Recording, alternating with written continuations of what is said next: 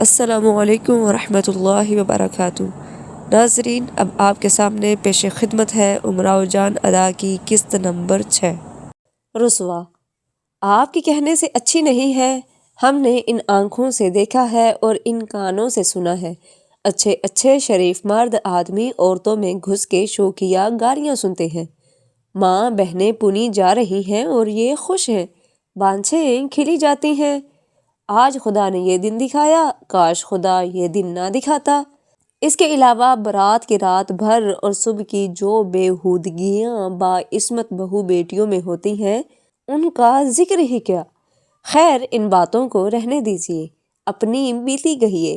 ہم کوئی مصلح قوم نہیں جو ان باتوں پر نکتہ چینی کریں۔ امراؤ، آپ نہ مانیے گا، سنیے۔ جب سے بسم اللہ کی مسیح ہوئی، خورشید جان اور امیر جان کے کارخانے دیکھے، میرے دل میں ایک خاص قسم کی امنگ پیدا ہوئی۔ میں نے دیکھا کہ ایک خاص رسم جس سے میں بالکل ناواقف تھی کہ ادا ہونے کے بعد بسم اللہ سے بسم اللہ جان اور خورشید سے خورشید جان ہو گئی، بے باکی کی سند حاصل ہو گئی، آزادی کا خلعت مل گیا۔ اب یہ لوگ مجھ سے علیحدہ ہو گئے، میں ان کی نگاہوں میں حقیر سی معلوم ہوتی تھی۔ وہ مردوں کے ساتھ بے تکلف ہنسی مذاق کرنے لگی تھیں۔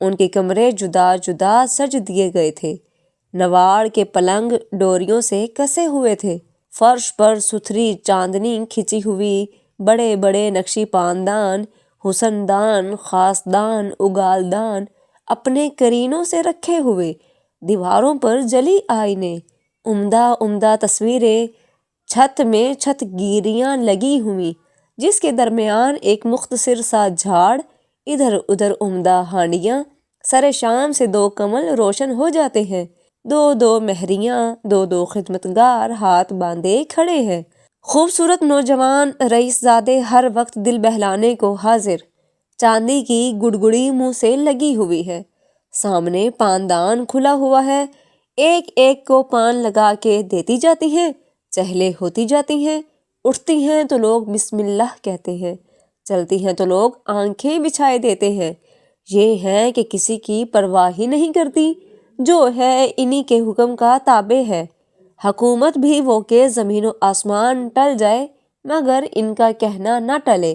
فرمائشوں کا تو ذکر ہی کیا، بن مانگے لوگ کلیجہ نکال نکال کے دیے جاتے ہیں، کوئی دل ہتھیلی پر رکھے ہوئے ہے، کوئی جان قربان کرتا ہے، یہاں کی نظر ہی قبول نہیں ہوتی، کوئی بات نظر میں نہیں سماتی، بے پرواہی یہ کہ کوئی جان بھی دے دے تو ان کے نزدیک کوئی مال نہیں، غرور ایسا کہ ہفت اقلیم کی سلطنت ان کی ٹھوکر پہ ہے، ناز وہ جو کسی سے اٹھایا نہ جائے مگر اٹھانے والے اٹھاتے ہیں، انداز وہ جو مار ہی ڈالے مگر مرنے والے مر ہی جاتے ہیں، ادھر اس کو رلا دیا ادھر اسے ہنسا دیا، کسی کے کلیجے میں چٹکی لے لی، کسی کا دل تلووں سے مل ڈالا، بات بات میں روٹھی جاتی ہیں، لوگ منا رہے ہیں، کوئی ہاتھ جوڑ رہا ہے، کوئی منت کر رہا ہے، قول کیا اور مکر گئی، قسم کھائی اور بھول گئی، محفل بھر میں سب کی نگاہ ان کی طرف ہے، یہ آنکھ اٹھا کے بھی نہیں دیکھتی، پھر جدھر دیکھ لیا ادھر سب دیکھنے لگے، جس پر ان کی نگاہ پڑتی ہے اس پر ہزاروں نگاہیں پڑتی ہیں، رشک کے مارے لوگ جلے جاتے ہیں اور یہ جان جان کے جلا رہی ہے، اور لطف یہ کہ دل میں کچھ نہیں، وہ بھی ہیچ یہ بھی ہیچ ہے، فقط بناوٹ، اگر وہ بیچارہ اس فریب میں آ گیا پھر کیا تھا، پہلے بظاہر خود مرنے لگی، آج کل ان کو بہت ہے میری خاطر منظور، یا میری یا میرے دشمن کی قضا آئی ہے، مری ان کے دشمن آخر اسی کو مار ڈالا، اب جا کے کلیجے میں ٹھنڈک پڑی، اس غریب کے گھر میں رونا پیٹنا پڑا ہے، یہ بیٹھی یاروں کے ساتھ کہکہے لگا رہی ہے۔ مرزا صاحب، ان سب باتوں کو آپ مجھ سے بہتر جانتے ہیں اور بیان کر سکتے ہیں، مگر یہ کرشمہ دیکھ دیکھ کے جو کچھ میرے دل پہ گزرتی تھی اس کو میں ہی خوب جانتی ہوں، عورت کو عورت سے جو رشک ہوتا ہے اس کی کچھ انتہا نہیں ہے، سچ تو یہ ہے اگرچہ مجھے کہتے ہوئے شرم آتی ہے، میرا دل چاہتا تھا کہ سب کے چاہنے والے مجھے کو چاہیں اور سب کے مرنے والے مجھے پر مرے، نہ کسی کی طرف آنکھ اٹھا کے دیکھیں، نہ کسی پر جان دے، مگر میری طرف کوئی آنکھ اٹھا کے بھی نہ دیکھتا تھا۔ بوا حسینی کی کوٹھری میں چولہا بنا ہوا تھا، اس کے پاس 2 گھڑے رکھے ہوئے تھے، یہیں 2 بدکلئی سی پتیلیاں، لگن، توا، رکابیاں، پیالے ادھر ادھر پڑے رہتے تھے۔ ایک کونے میں آٹے کی مٹکی تھی، اس پر 2-3 دالیں، نمک، مسالہ ہانڈیوں میں، اسی کے پاس جلانے کی لکڑیاں، سوختے، مسالہ پیسنے کی سل بٹا۔ خلاصہ یہ کہ تمام کرکری خانہ یہی تھا۔ چولہے کے اوپر دیوار میں 2 کیلیں لگی تھی، کھانا پکاتے وقت اس پر چراغ رکھ دیا جاتا تھا اور چکٹا ہوا چھوٹا سا ڈیوٹ پلنگ کے پاس دھرا رہتا تھا۔ کھانا پکانے کے بعد ہی وہ چراغ اس پر رکھ دیا جاتا تھا۔ چراغ میں پتلی سوت سی بتی پڑی ہے، بوا اندھا اندھا جل رہا ہے، لاکھ اکساؤ لو اونچی نہیں ہوتی۔ اس کوٹھری کی آرائش میں 2 چھینکے بھی تھے، ان میں سے ایک میں پیاز رہتی تھی اور دوسرے میں سالن دال کی پتیلی۔ چپاتیاں مولوی صاحب کے واسطے ڈھانپ کے رکھ دی جاتی تھی۔ پیاز والا چھینکا تو چولہے کے قریب تھا اور یہ دوسرا میرے سینے پر تھا، جس کے بوٹ سے کھانا گویا میرے سینے پر دھرا رہتا تھا۔ اگر پلنگ پر اچانک کھڑی ہوئی تو سالن کی پتیلی کھٹ سے سر میں لگی۔ صبح سے 11 بجے تک مولوی صاحب کی کمچیاں اور شام سے 9 بجے تک استاد کی جھڑلیاں اور گزوں کی مار، یہ ہمارا اخلاص پیار تھا۔ یہ سب کچھ تھا مگر میں اپنے کرتوتوں سے باز نہ آتی تھی۔ اول تو مجھے آئینہ دیکھنے کا شوق ہوا۔ اب میرا سن 14 برس کا تھا۔ ادھر بوا حسینی کوٹھری سے ٹلی، ادھر میں نے ان کی پٹاری سے آئینہ نکالا، اپنی صورت دیکھنے لگی، اپنا ناک نقشہ اور رنڈیوں سے ملاتی تھی۔ مجھے اپنے چہرے بھر میں کوئی چیز بری نہ معلوم ہوتی تھی، بلکہ اوروں سے اپنے کو بہتر سمجھتی تھی، اگرچہ در حقیقت ایسا نہ تھا۔ رسوا: تو کیا آپ کی صورت کسی سے بری تھی؟ اب بھی سینکڑوں سے اچھی ہو۔ اس وقت تو اور بھی جوبن ہوگا۔ امراؤ: تسلیم: خیر اب اس تعریف کو رہنے دیجیے، بالکل بے محل اور بے موقع ہے، معاف کیجیے گا، مگر ہاں اس وقت میرا ایسا ہی خیال تھا اور یہ خیال میری جان کے لیے آفت تھا۔ میں دل ہی دل میں کہتی تھی، ہائے مجھ میں کیا برائی ہے جو کوئی میری طرف توجہ نہیں کرتا۔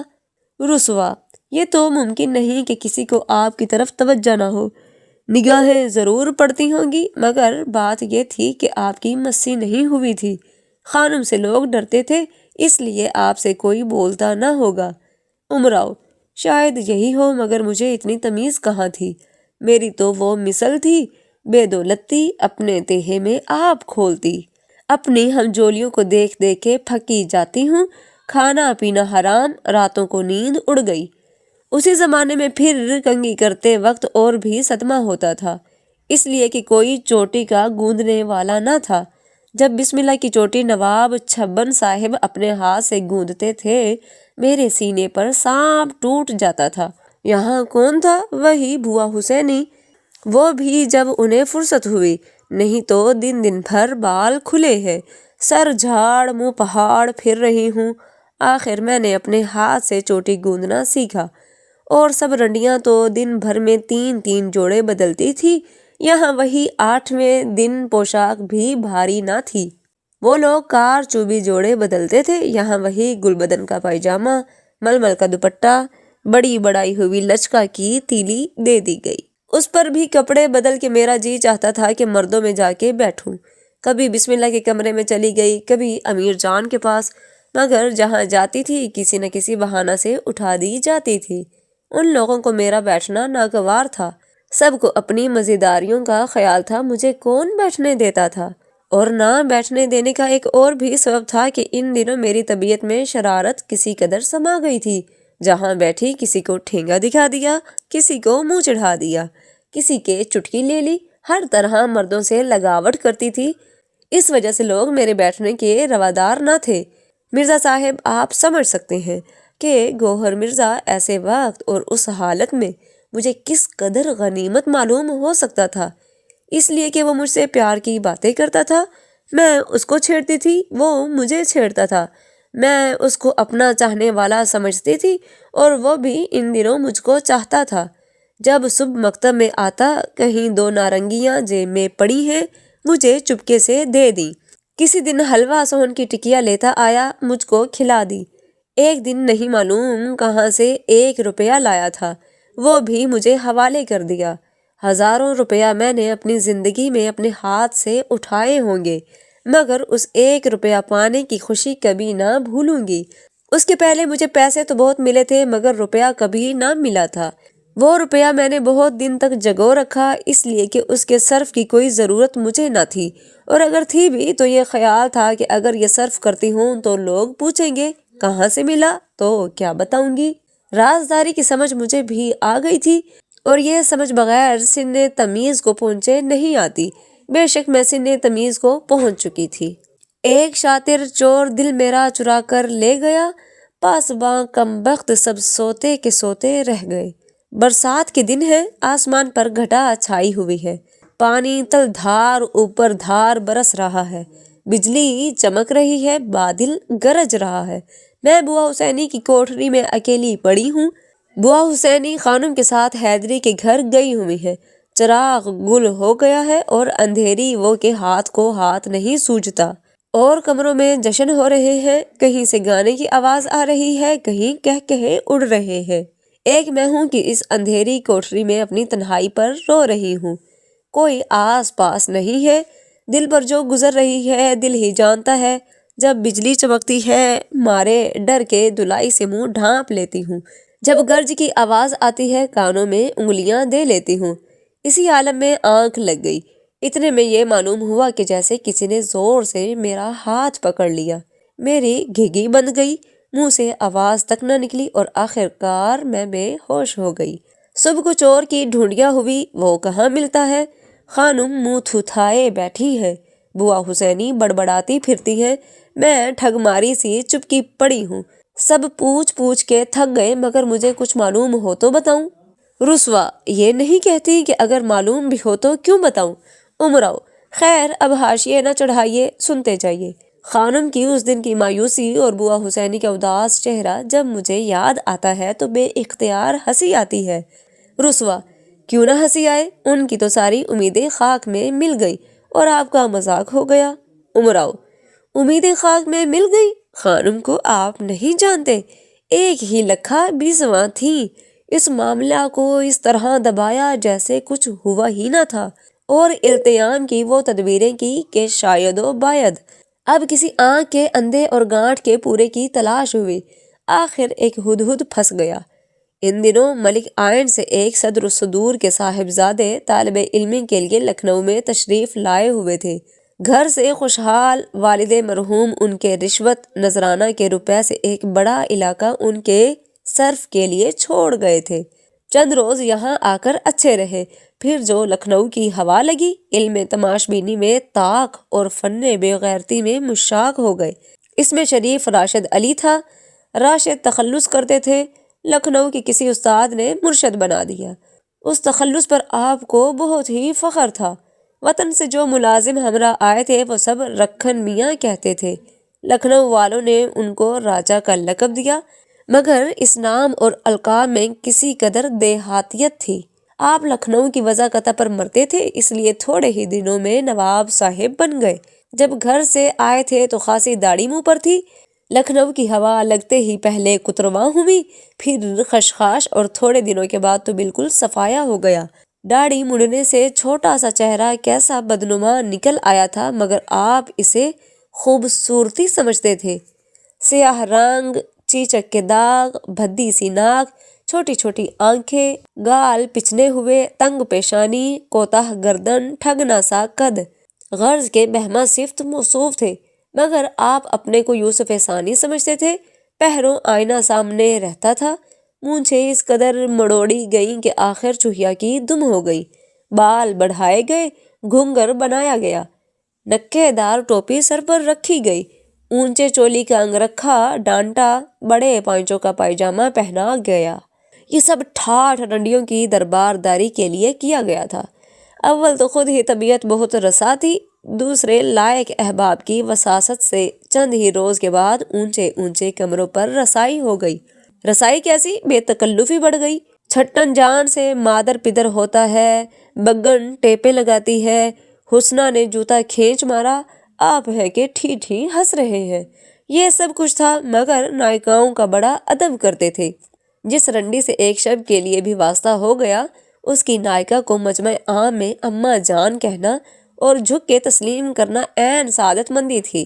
اس میں ایک مصلحت یہ بھی تھی کہ یاروں پر ظاہر ہو جاتا تھا کہ آپ یہاں مشرف ہو چکے ہیں۔ سر شام سے 2-3 گھڑی رات گئے تک خانم صاحب کا دربار کرتے تھے۔ ان کی ہر ایک نوچی کی خدمت میں نیاز حاصل تھا۔ علم موسیقی میں بھی آپ کو کمال تھا۔ ٹھمریاں خود تصنیف فرماتے، خود ہی دھن بنا کے گاتے تھے، خود ہی بھاؤ بتاتے جاتے تھے، اور تو جو کچھ تھا وہ تھا۔ منہ سے طبلہ خوب بجاتے تھے، یاروں نے خوب بنا لیا تھا۔ آپ کے اشعار پر لوگوں نے اتنی تعریف کی کہ آپ کو فخر آتش و ناسخ بنا دیا۔ مشاعروں میں ڈریا لے گئے، آپ سے غزل پڑھوائی، تمام مشاعرہ چونک گیا۔ ریختہ گویوں سے پہلے آپ کا کلام پڑھا جاتا تھا۔ ہنستے ہنستے لوگوں کے پیٹ میں بل پڑ جاتے تھے۔ آپ خوش ہوتے تھے، جھک جھک کے تسلیمیں کرتے تھے۔ وطن سے بے غل و غش روپیہ چلا آتا تھا۔ ان کی والدہ بیچاری اس خیال سے کہ لڑکا پڑھنے گیا ہے، مولوی بن کے آئے گا، یہ جو کچھ لکھ بھیجتے تھے بھیج دیتی تھی۔ لکھنؤ کے بے فکرے، خوش پوشاک، عیش پسند، مفت خورے آپ کے ہمراہ رہتے تھے۔ انہی لوگوں کے کہنے سننے سے کچھ خیال پیدا ہوا۔ اس خیال نے ترقی کرتے کرتے اشتیاق تک نوبت پہنچائی۔ آخر کو عشق اور اس کے بعد جنون ہو گیا۔ ادھر خانم نے کھچاؤ کیا۔ خانم کا یہ کہنا، نا صاحب ابھی وہ کم سن ہے، اور ان کی التجا، منت و زاری، بے قراری آج تک مجھے یاد ہے۔ آخر دعا، تعویذ کی تاثیر اور غمخواروں کی دوا دوش سے 5000 روپیہ پر توڑ ہوا۔ اس روپیہ کے لینے کے لیے آپ کو چند روز کے لیے وطن جانا پڑا۔ ماں سے چھپا کے 2 گاؤں آپ نے رہن کر دیے۔ 20-25 ہزار روپے لے کے لکھنؤ آئے، 5 توڑے گن دیے۔ روپیہ عین المال دیوان جی کی معرفت خانم کے خزانہ عامرہ میں داخل ہوا۔ بوا حسینی نے پاؤں پھیلائے، 500 روپیہ نظر نیاز کے نام سے یہ لے مری۔ خلاصہ یہ کہ میں آپ کے سر منڈھی گئی۔ 6 مہینے تک آپ لکھنؤ میں رہے، 100 روپیہ ماہوار دیتے تھے، فرمائش کا ذکر نہیں۔ جو کچھ مجھے خفیہ دیا وہ بوا حسینی کے پاس رہتا تھا۔ خانم کو اس کی خبر نہ تھی۔ اب میں گویا آزاد ہو گئی۔ 2 مہریاں، 2 خدمتگار میرے لیے خاص ملازم ہوئے۔ پھاٹک کے پاس والا کمرہ میرے رہنے کے لیے سج دیا گیا۔ 2-4 مرد آدمی، شریف زادے، نواب زادے میرے پاس بھی آ کے بیٹھنے لگے۔ گلچین اول گوہر مرزا ہر زمانے میں مجھ سے برابر ملتا رہا۔ خانم اور بوا حسینی اس کی صورت سے جلتی تھی۔ مجھے محبت تھی، اس لیے کوئی روک نہیں سکتا تھا۔ ادھر گوہر مرزا کے والد نے انتقال کیا، جو آمدنی وہاں سے تھی وہ بند ہو گئی۔ بنو بڑھیا ہو چکی تھی، کوئی پوچھتا نہ تھا، اس لیے گوہر مرزا کے صرف کی خبر گیری میرے ہی ذمہ تھی۔ سب رنڈیوں کا قاعدہ ہے کہ ایک نہ ایک کو اپنا بنا رکھتی ہیں۔ ایسے شخص سے بہت زیادہ فائدہ ہوتا ہے۔ ایک تو یہ کہ جب کوئی نہ ہوا تو اسی سے دل بہلایا، سودے صرف کا آرام رہتا ہے۔ آدمی سے منگاؤ تو کچھ نہ کچھ کھا جائے گا۔ یہ مارے خیر خواہی کے اچھی سی اچھی چیز شہر بھر سے ڈھونڈ کے لاتے ہیں۔ بیمار پڑو تو حد سے زیادہ خدمت کرتے ہیں، طرح طرح کے آرام دیتے ہیں، رات بھر پاؤں دباتے ہیں، صبح کو دوا بنا کے پلاتے ہیں، حکیم صاحب سے حال کہنے جاتے ہیں، دوست آشنا اسے تعریفیں کرتے رہتے ہیں، چرکٹ پھنسا کے لاتے ہیں۔ جہاں شادی بیاہ ہوا، ناچ کا انتظام اپنے ذمہ لے کے مجرے میں انہی کو لے جاتے ہیں۔ محفل میں بیٹھ کے اہل محفل کو متوجہ کرتے ہیں، وہ ناچ رہی ہے، یہ تال دیتے جاتے ہیں، ہر سم پر آہ کرتے ہیں، ہر تال پر واہ واہ کر رہے ہیں، وہ بھاؤ بتا رہی ہے، یہ شرح کرتے جاتے ہیں۔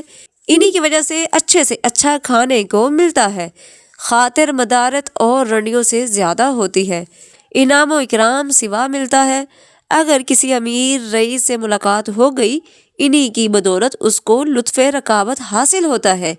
ادھر وہ چاہتے ہیں کہ رنڈی ہم کو چاہنے لگے، ادھر رنڈی جان جان کے ان کا کلمہ بھر رہی ہے۔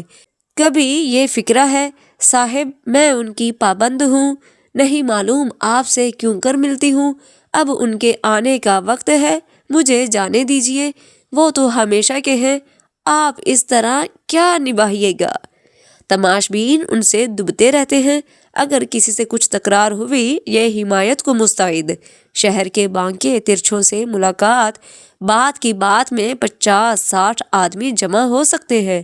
تماش بین کا ایک طرف خود نائکا پر دباؤ رہتا ہے، ہر وقت یہ خوف لگا رہتا ہے رنڈی ان کو پیار کرتی ہے، کہیں ایسا نہ ہو ان کے گھر جا بیٹھے۔ امیر جان کاظم علی پر مرتی تھی، برسوں اپنے پاس سے روپیہ دیا، ایک مرتبہ 500 کے کڑے اتار کے دے دیے اور صبح کو غل مچا دیا، کوئی اتار کے لے گیا۔ ایک دفعہ جھالے کی ایک فرد 1100 کے جوڑ کی دے دی اور کہہ دیا کہ عیش کے باغ کے میلے میں کان سے گر گئی۔ اسی طرح ہزاروں روپیہ کا سلوک کیا۔ گھر بھر کی روٹیاں امیر جان کی بدولت تھی، خود وہ پیارے صاحب پر جان دیتی تھی۔ بسم اللہ کے کوئی آشنا نہ تھا، طبیعت میں سفلا پن تھا، کسی پر بند نہ تھی۔ اوروں کا ذکر کیا، خانم صاحب 50-55 برس کے سن میں میر اولاد علی پر جان دیتی تھی۔ میر صاحب کا سن 18-19 برس کا تھا، صورت دار جوان تھے، کثرتی بدن تھا، اچھی اچھوں کی نگاہ پڑتی تھی، خانم کا رعب غالب تھا، کیا مجال کوئی بات کر سکے، بیچارے غریب آدمی تھے، نان شبینہ کو محتاج، خانم کی بدولت سارا کنبہ پرورش پاتا تھا۔ 1500 روپیہ لگا کے شادی کر دی، مگر بارات کی رات کے سوا میر صاحب کو کبھی شب کو گھر میں سونا نصیب نہیں ہوا، دن رات یہیں رہتے تھے، گھڑی دو گھڑی کو گھر بھی ہو آتے تھے۔ ایک اور مرزا صاحب کوئی 70 برس کا سن، کمر جھکی ہوئی، نہ منہ میں دانت نہ پیٹ میں آنت، خانم صاحب کے قدیم آشناؤں میں تھے، اب ان سے کوئی واسطہ نہ تھا مگر گھر والوں کی طرح رہتے تھے، صبح شام کھانا خانم کے ساتھ کھاتے تھے، کپڑا خانم بنا دیتی تھی، افیم، گنا، ریوڑیاں، ان سب اخراجات کا بار خانم کے سر تھا۔ ایک دن ہم لوگ خانم صاحب کے پاس بیٹھے ہوئے ہیں، خورشید جان غمزدہ صورت بنائے بیٹھی ہے، کیوں؟ پیارے صاحب کی شادی ہوتی ہے، ان پر غم سوار ہے۔ خانم نے برائے فہمائش کہا، جاؤ چھوکریو، نہیں معلوم اس زمانے کی محبتیں کس قسم کی ہے، جیسے رنڈیاں ویسے ان کے آشنا، ایک ہمارا زمانہ تھا، دیکھو مرزا صاحب کی طرف اشارہ کر کے، ایک یہی مرد آدمی بیٹھے ہیں، ایک یہی مرد آدمی بیٹھے ہیں، جوانی میں مجھ سے آشنائی ہوئی، ماں باپ نے شادی ٹھہرائی، آپ مانجھے کا جوڑا پہن کے مجھے دکھانے آئے، میں نے مانجھے کے جوڑے کے پرزے پرزے کر دیے، ہاتھ پکڑ کے بیٹھ گئی کہ میں تو نہ جانے دوں گی، اس کو 40 برس کا زمانہ گزرا، آج تک تو گھر نہیں گئے، کہو ہے کوئی ایسا تمہارا بھی؟ سب نے سر جھکا لیا۔